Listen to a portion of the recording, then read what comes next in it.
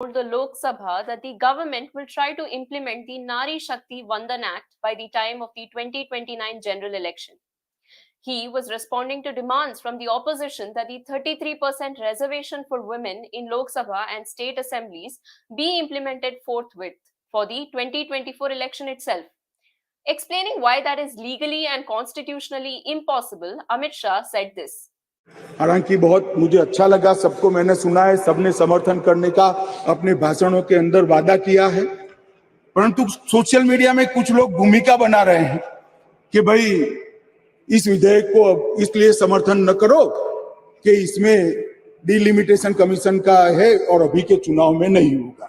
कुछ लोग कह रहे हैं इसमें ओबीसी आरक्षण नहीं है, मुस्लिम आरक्षण नहीं, इसलिए समर्थन न करो। मैं अलग कहता हूं, अब समर्थन नहीं करोगे तो क्या जल्दी आरक्षण आ जाएगा? तो भी 29 के बाद आएगा।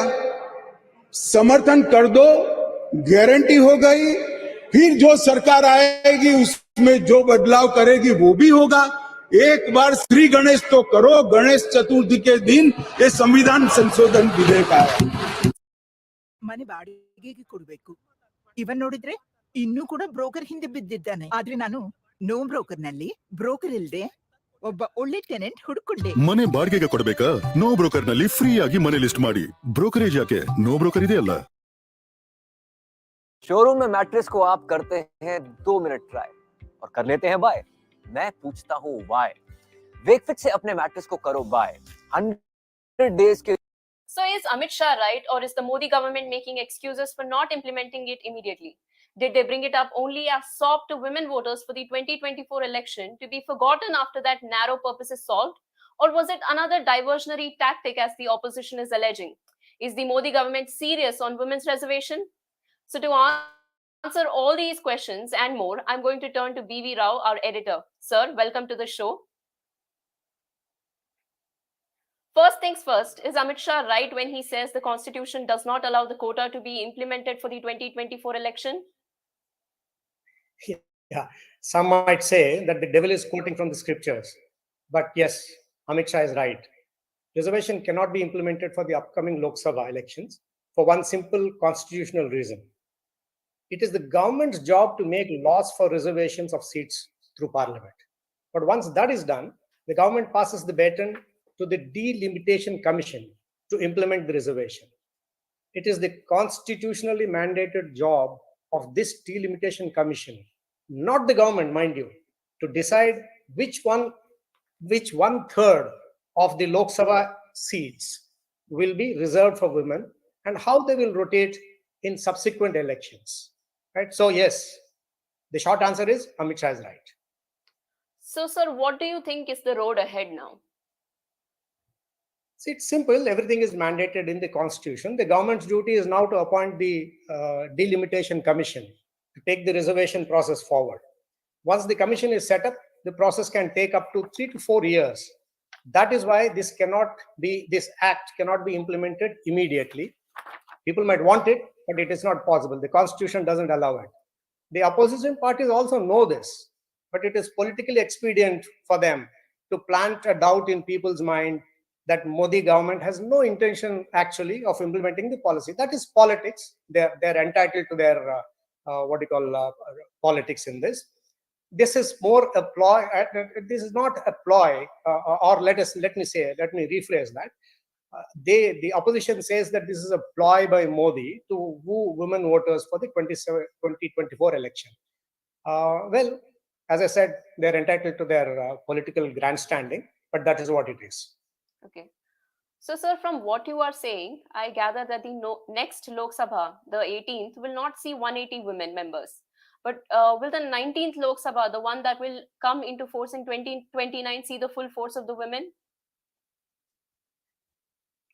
Possible, but there are riders. Amit Shah has very confidently assured the Lok Sabha that the Modi government does what it promises, which is basically his.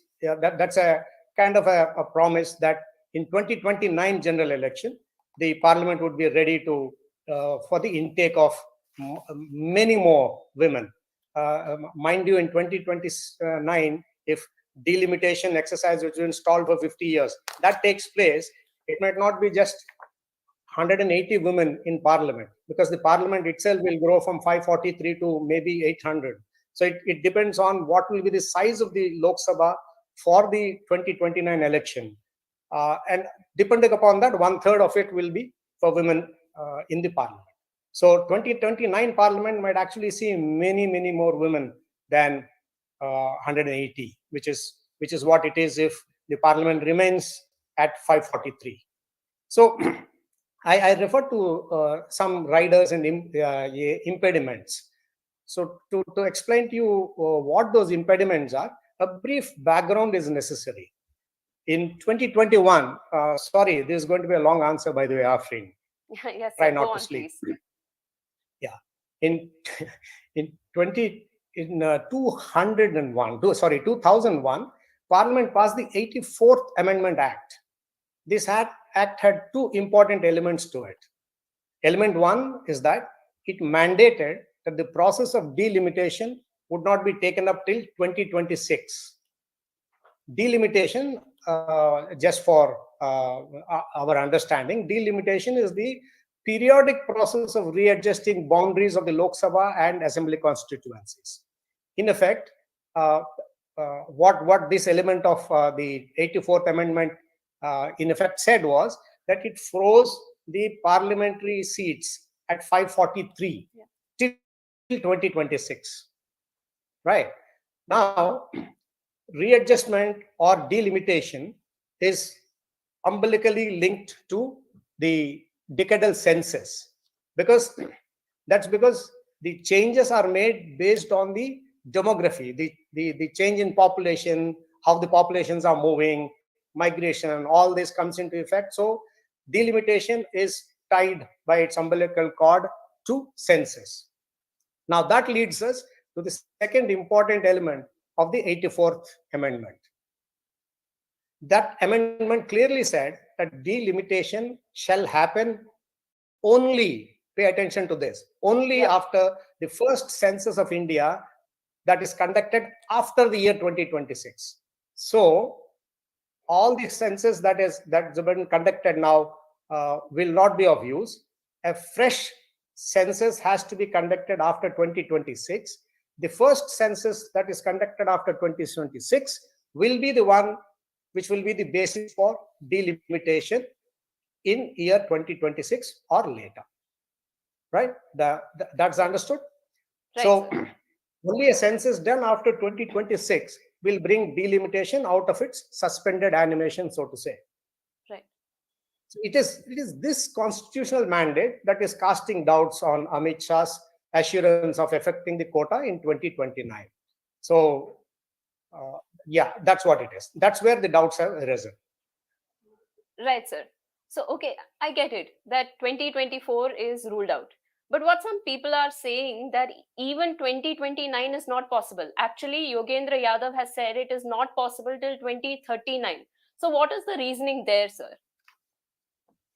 Yogendra Yadav has a point, but before we discuss why he's saying that, we need to know a bit more about the census exercise. The census of India is normally conducted every 10 years. The last census was conducted in 2011, as we all know. The 2021 census, which should have been conducted, was delayed because of COVID. The government has now indicated it's not given any reasons why it was delayed after COVID. After all, we are 2 years beyond the COVID scare, after the COVID scare. So the government has now indicated that it might take up the exercise after the 2024 general election. Right. But then note that the next regular decadal census is due only in 2031. Right. Right. So if you put that 2 and 2 together, the delimitation can happen only after the first census post 2026. So if the first census post 2026 is supposed to be 2031, then how will delimitation happen, and how will women get elected into 2029 parliament? So that is the question. Right. Right. So So it's possible. For this reason, women's quota could even miss the 2029 election. But then, is that all it is? No, because if the census is held in 2031, after the census results are out, then a delimitation commission is formed, and then it will take at least 3 to 4 years to come up with its report. So by that time, the deadline for 2034 election might also be missed. That is why Yogendra Yadav is saying that we might see women's reservation only in 2039. Yogendra Yadav is right. If you look at it in the normal course, that is, if the 17th census is held in 2031, then Yogendra Yadav is right. Women's quota might be a reality only in 2039.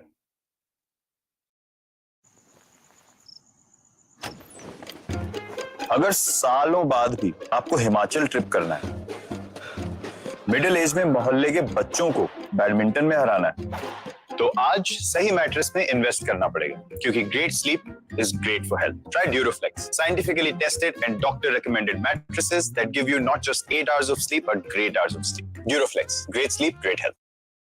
Do not create another PowerPoint presentation before watching this.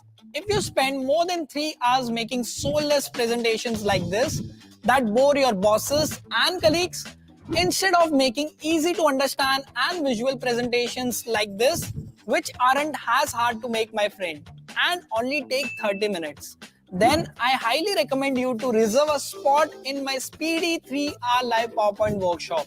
Hi, I am Hardik Raja, a Microsoft certified PowerPoint expert, and in the last 8 months, I've trained over 23,000 working professionals just like you to become mesmerizing presenters and visual storytellers using PowerPoint. In this workshop, I will teach you right from the basics to the advanced level so you can create jaw-dropping presentations like this. And not just that, the past attendees of this workshop have reported that the techniques and the latest AI hacks that I shared with them have helped them to reduce their workload by an hour and a half. But wait, there's more. When you sign up, you will receive immediately a tons of bonuses worth rupees 8,000, which includes 300 PPT templates, 10,000 plus icon sheets to showcase your data, and the best Excel and PowerPoint ebook. All of this for just rupees 299. So book your spot today and I will see you inside the workshop.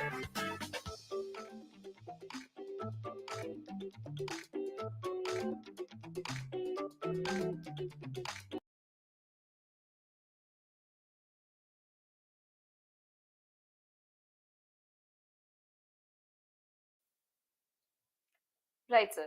So what makes Amit Shah so confident that if his government is voted back to power in 2024, will they be able to implement women's reservation in 2029? If there is no census till 2031, how is it that that he's so confident that census and delimitation can be achieved before 2029? Yeah, as I said, in the normal course, it is tough. But by now we know Modi and Shah can take or do things beyond the normal or around the normal, work their way around the normal, right? The Census Act of 1948 gives the government that elbow room to go beyond the normal. Clause 3 of the Act gives us a clue why the government is so confident. The clause says, you can read it, right? The central government may, by notification in the official gazette, declare its intention of taking a census in the whole or any part of the territories to which this act extends, whenever they may consider it necessary or desirable to do so, and thereupon the census shall be taken, right? So it's the census is not mandatory. It is not mandatory for the government to conduct the census every 10 years. That is not what the Census Act says. The Census Act actually says something completely to the contrary. It says that I highlight the point. Whenever the center may consider it necessary or desirable, it can conduct a census. So 10 years is more convention. Over the last nearly 150 years or plus, census has been conducted every year. I think only in 1941 the census was conducted, but its results were not published. Even during 61 China war and 71 Pakistan war with Pakistan, the census exercise went on, right? So the first disruption happened only because of COVID. So, so this is basically a convention, right? It's a convention to hold it every 10 years, but the government need not hold it. There's nothing. There's no constitutional mandate on the government that you have to do it every 10 years. Right. So in effect, what that means is the 16th census, which is the COVID census, let's call it, right? If that is completed before 26, right? The government need not wait till 2031 to do the next census, or which is the 17th census. It can do it when it sees the need, like the Act says. So now, if they take up, let's say if this government takes up the census in 2024, right? Then the early and effective implementation of women's quota is let me rephrase that. If 2024, the 16th census is completed, right? Then you need a fresh census after 2026, right, to for delimitation to happen. So now, knowing that the center need not wait for another 10 years to conduct the 17th, it can do it whenever it wants, whenever it sees a valid reason, right, to do the next census. What better logic or valid reason could the government find than to say that we are advancing the 17th census from its normal schedule of 2031 to 2026, right? Because we want to implement the women's reservation. So that's a perfectly valid reason why, and nobody can even oppose it, because the opposition is saying do it today, right? So they can't then come around and say no, you can't do it now. Okay. Right. So the government has not said this. This is my surmise, but this is a constitutionally valid option before them. Right. What adds to this option, edge to this option, is the digital age technology. 2021 census, which is delayed and which might now happen in 2024, will be the first digitally enabled census, which means faster assimilation of data, faster analysis, and faster publication, right? So if the 2024 census is a digitally enabled census, the 2026 one will actually be a faster, more efficient census. Right. So maybe it will give enough time for the delimitation commission, which will then be set up in 2026, to complete its delimitation exercise by 2029 elections. That it's pushing the what they call the deadline really to the extreme, but it is possible. They even consider delaying the already delayed 2021 census instead of doing it in 2024. It could actually hold it in 2026 too. Rent पे देना है और ये अब तक broker के पीछे पड़ा हुआ है और मैंने नो ब्रोकर पे बिना ब्रोकरेज के एक अच्छा टेनेंट ढूंढ भी लिया। फ्री में घर लिस्ट करो और आपका नो ब्रोकर रिलेशनशिप मैनेजर सब देख लेगा। तो ब्रोकरेज क्यों देना? नो ब्रोकर है ना। Right, sir. So yeah, back to you. You're saying is that if this government is voted back, it can implement the quota from 2029 elections. So what if a new government is formed in 2024? Will the implementation be put off till after the 2031 census? Yeah. So If this government is elected, they've already expressed their desire to bring it into 2029, right? Will the opposition, let us say, if the India, the only other option is the I.N.D.I.A alliance coming to power, right? So most unlikely that this alliance will be able to stop the bill. An alliance which today is crying itself hoarse, saying that Modi is given this lollipop, it's just a mirage, blah blah blah, and it wants it to be implemented right away, right now for this election. Then they will have no credibility if they are the ones who delay it beyond 2029. So look at how every political party embraced the bill and sought to take credit for it. Sonia Gandhi even called it our bill, right? They even criticized Modi for not affecting the quota from 2024, right? All that. So the bottom line is this: whoever it is, whether it is a Modi-led government or I don't know whether Sonia-led government or Rahul-led government or whichever government it is, the threat to women's quota is not from the intent of political parties. I think the intent of every political party has strongly been demonstrated yesterday in Lok Sabha, and today, by end of day today, it will be the same in the Rajya Sabha too. So it's not the intent of political parties.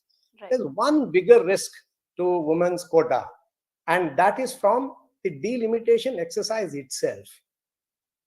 A big crisis is kind of developing, is in the works, is in the making, and this is the north-south divide over delimitation. You know that well enough. Yeah, you did a very nice video a month or two ago when new Parliament building was being opened. You did a very nice video. Maybe you should mention that video also in this description, right? Absolutely, sir. So if the delimitation exercise begins in 2026, it will be the first one after nearly 50 years. Right. In these 50 years, look at what has happened to populations. The South, the states of the south of India have managed their population brilliantly, right?